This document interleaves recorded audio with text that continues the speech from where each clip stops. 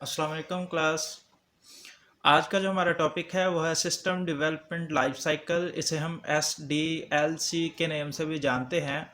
तो डेटाबेस का ये वाला जो टॉपिक है ये बहुत ही ज़बरदस्त है और बहुत इम्पोर्टेंट है। तो पहले हम इंट्रोडक्शन इसका देख लेते हैं। कहता है कि इंफॉर्मेशन सिस्टम को जब डेवलप किया जाता है तो इसके अंदर मुख्तलिफ़ किस्म के जो एक्टिविटीज़ होती हैं वो परफॉर्म होती हैं टुगेदर। इसके अंदर स्टेज के अंदर इन्वॉल्व होती हैं ड्यूरिंग सिस्टम लाइफ साइकिल्स। और कौन कौन सी जो इसके अंदर एक्टिविटीज़ हैं इन्वॉल्व होती हैं। इसके अंदर पहले नंबर पे है रिकग्निशन ऑफ नीड। जो नीड है यूज़र की उसको रिकग्नाइज किया जाता है, उसकी रिक्वायरमेंट को देखा जाता है। उसके बाद है फिजिबिलिटी स्टडी। फिजिबिलिटी स्टडी मैं आपको बताता चलूँ कि फिजिबिलिटी का मतलब ये है कि पॉसिबल है या पॉसिबल नहीं है, पॉसिबल या इम्पॉसिबल फिजिबिलिटी से मुराद ये है। उसके बाद है एनालिसिस, उसके बाद है डिज़ाइन, देन इम्प्लीमेंटेशंस के बारे में बात करेंगे और लास्ट में पोस्ट इम्प्लीमेंटेशन एंड मेंटेनेंस के बारे में बात करेंगे। तो सबसे पहले हम रिकग्निशन ऑफ नीड की अगर बात करें तो ये फर्स्ट स्टेज है हमारे इंफॉर्मेशन सिस्टम का डेवलप करने का। जब भी कोई सिस्टम, मैं आपको यहाँ पे बताता चलूँ कि जब भी कोई सिस्टम डेवलप किया जाता है, इंफॉर्मेशन सिस्टम को डेवलप किया जाता है, उसकी डेवलपमेंट होती है, तो ये वाले जो फेजेस हैं इन फेजेस को कंप्लीट करने के बाद या इन फेजेस से गुजरने के बाद कोई भी सिस्टम जो है वो कंप्लीट डेवलप होता है। It is the first stage of information development system. ये पहला फेज़ है हमारे सिस्टम को डेवलप करने का। ये हमें बताता है कि क्लियरली पिक्चर दे देता है कि एक्चुअली हमने एग्जिस्ट कौन सा सिस्टम करना है, ये किस तरह के सिस्टम हमने बनाना है। प्रिलिमिनरी इन्वेस्टिगेशन, प्रिलिमिनरी इन्वेस्टिगेशन की मुराद ये होता है कि बुनियादी इन्वेस्टिगेशंस, बेसिक इन्वेस्टिगेट करना, तफ्तीश करना, पूछ गछ करना। Must define the scope of the project and the perceived problems. कहता है इसके अंदर हम क्या करते हैं, प्रिलिमिनरी इन्वेस्टिगेट करते हैं यूज़र की रिक्वायरमेंट्स को और देखते हैं कि स्कोप क्या है और इसके प्रॉब्लम्स क्या हैं, इनके इसके बारे में हम जानते हैं। Opportunities and the directives are triggered the projects. मतलब ये है कि इसके अंदर ये देखा जाता है कि अपॉर्चुनिटी अगर हम देखते हैं तो इसकी डायरेक्टिविटीज़ कौन कौन सी हैं, किस तरह से ये पॉसिबल है कि इस सिस्टम को हम डेवलप कर सकते हैं या किस तरह से हम सिस्टम को डेवलप नहीं कर सकते। Preliminary investigation include the following task. जब प्रिलिमिनरी इन्वेस्टिगेट किया जाएगा चीज़ों को, यूज़र की रिक्वायरमेंट को देखा जाएगा, तो कौन कौन सी चीज़ें, कौन कौन से टास्क जो होंगे मोस्ट इंपॉर्टेंट होंगे इसके अंदर। तो पहले नंबर पे हम क्या करते हैं, जो प्रॉब्लम्स होते हैं उसकी लिस्ट देखते हैं, उसके बाद अपॉर्चुनिटीज़ देखते हैं और उसके बाद डायरेक्टिव्स देखते हैं, कौन कौन सी डायरेक्शंस हैं। उसके बाद है नेगोशिएट, प्रिलिमिनरी स्कोप नेगोशिएट करते हैं हम प्रिलिमिनरी स्कोप के बुनियादी तौर पे इसका स्कोप क्या है। अगर स्कोप होगा तो देन पॉसिबल है कि हम उस तरफ जाएंगे, अदरवाइज हम उस तरफ नहीं जाएंगे डेवलप करने की तरफ। एक्सेस प्रोजेक्ट वर्थ, हमने जो प्रोजेक्ट डेवलप करना है हमने उसकी वर्थ को चेक करना है कि अगर हम इसको डेवलप करने जा रहे हैं तो इसकी वर्थ क्या होगी, इसके एक्सपेंस क्या होंगे, इसके आउटपुट क्या होगी हमारे पास। प्लान द प्रोजेक्ट, जो हमने प्रोजेक्ट बनाना है उसका प्लान क्या है हमारे पास, कंप्लीट कर पाते हैं इजीली कि नहीं कर पाते। Present the project and plan. उसके बाद देखा जाता है कि क्या हमारे पास नो एट द स्पॉट हमारे पास क्या प्रोजेक्ट के अबाउट प्लान है। फिजिबिलिटी स्टडी, फिजिबिलिटी का मुराद ये है कि पॉसिबल है या इम्पॉसिबल है ये। तो ये जो स्टेटमेंट है, don't try to fix the unless you understand it, apply, describe the feasibility study stage of system analysis. The goal of feasibility study is to evaluate alternative system and to propose the most feasible and desirable system for the development. Feasibility study के अंदर हम ये देखते हैं इसके अंदर कि किस तरह से हमने अप्लाई करना है। डिस्क्राइब किया जाता है कि किस तरह से हम सिस्टम को कौन कौन से स्टेजेस के बाद सिस्टम को एनालाइज किया जाता है और गोल जो होता है हमारे फिजिबिलिटी स्टडी का उसको एवेल्यूएट किया जाता है।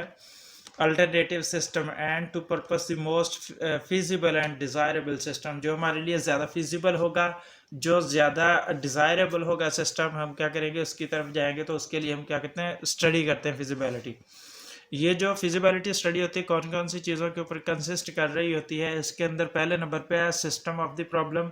हमारे जो स्टेटमेंट ऑफ द प्रॉब्लम, हमारा प्रॉब्लम का स्टेटमेंट क्या है, स्टेटमेंट प्रॉब्लम क्या है हमारी, उसके बाद समरी का किस तरह से हमने फाइंड करना है, उसकी रिकमेंडेशंस जो हैं कैसे फाइंड करनी है हमने, उसके बाद डिटेल ऑफ फाइंडिंग्स, किस तरह से हमने डिटेल के साथ हम बताते हैं कि ये फला फला तरीके हैं, फला फला कंपोनेंट्स हैं जिनको यूज़ करते हुए हम क्या करेंगे, हार्डवेयर है, सॉफ्टवेयर है, फला फला चीज़ों को यूज़ करते हुए हम क्या करेंगे, फाइंड करेंगे अपने टारगेट को या प्रोजेक्ट को।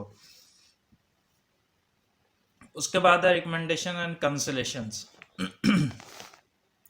There are basically 5 types of feasibility are addressed in this study। कहता है कि 5 किस्म की हमने feasibility जो होती है एड्रेस करनी होती है feasibility स्टडी के अंदर। पहले नंबर पे टेक्निकली feasibility।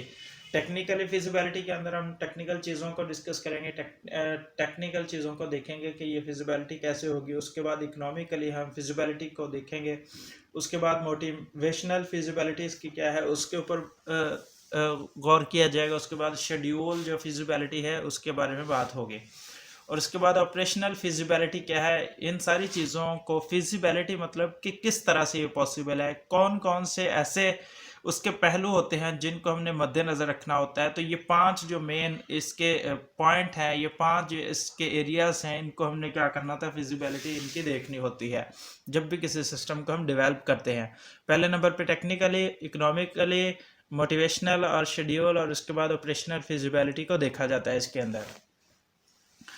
इसका मोस्ट इम्पॉर्टेंट जो फंक्शन है इसका वो ये है cost benefit analysis. It means that के मार्केट के अंदर देखा जाता है कि जो उसके अल्टरनेटिव हमारे प्रोजेक्ट चल रहे होते हैं वो एक तो यूज़र से क्या किया जाता है, एस्टिमेटेड उसकी कॉस्ट और उसकी आउटपुट देखी जाती है, चेक की जाती है। ऐसा नहीं होता कि एक प्रोजेक्ट हम बना रहे हैं तो जो हमारे यूज़र है, हमारा कस्टमर है, वो हमें 1 जो है लाख दे रहा है, उसके ऊपर एक्सपेंस वो बियर कर सकता है।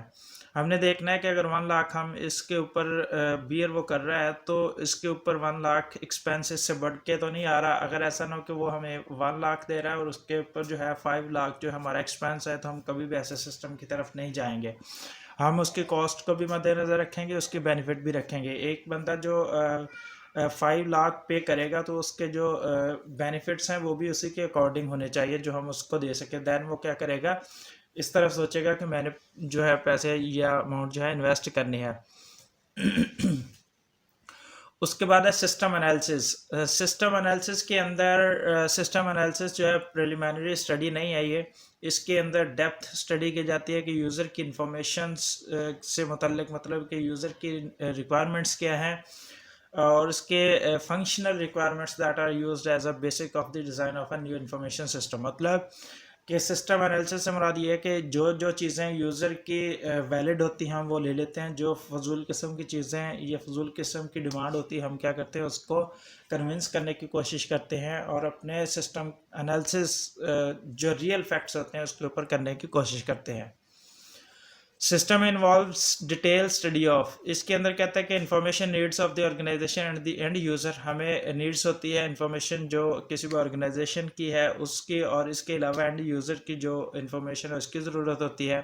उसके बाद एक्टिविटीज़, रिसोर्सेज कौन कौन से हैं, product of any present information system, जो at the same time market के अंदर प्रोडक्ट चल रही है उसके बारे में इंफॉर्मेशन होनी चाहिए हमारे पास, और जो एक्टिविटीज़ या रिसोर्स होंगे उसके बारे में इंफॉर्मेशन होनी चाहिए।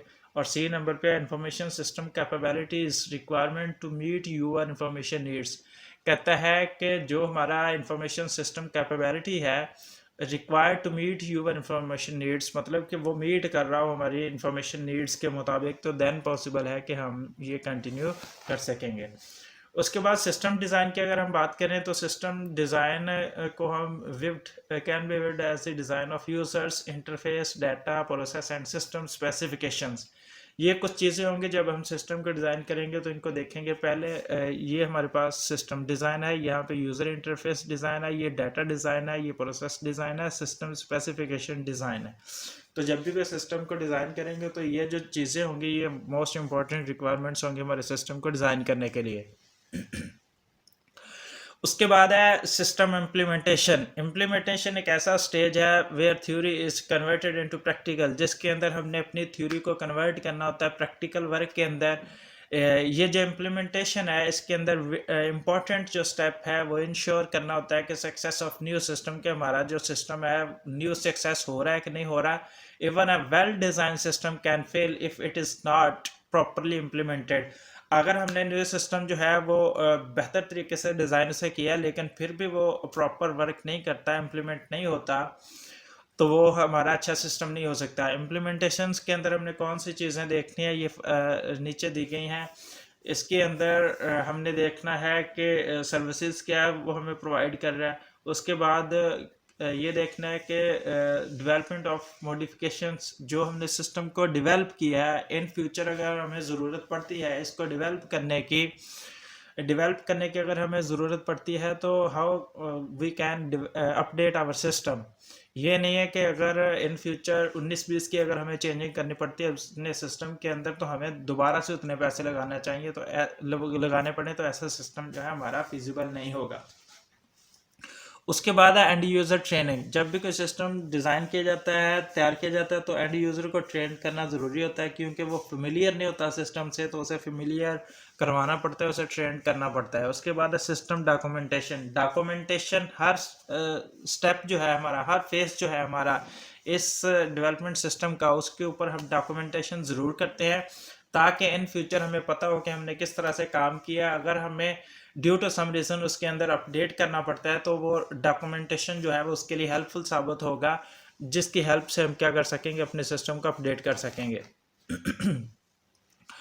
Post implementation and maintenance. जब once a system is fully implemented and being operated by end user, जब सिस्टम को कंप्लीट हम इम्प्लीमेंटेड कर देंगे और वो एंड यूज़र के बिहाफ पे ऑपरेट करना शुरू कर देगा, तो देन क्या होगा, maintenance functions beings, then maintenance का काम स्टार्ट हो जाएगा। System maintenance is the monitoring, evaluated and modifying of operational system to make desirable और नेसेसरी इंप्रूवमेंट्स।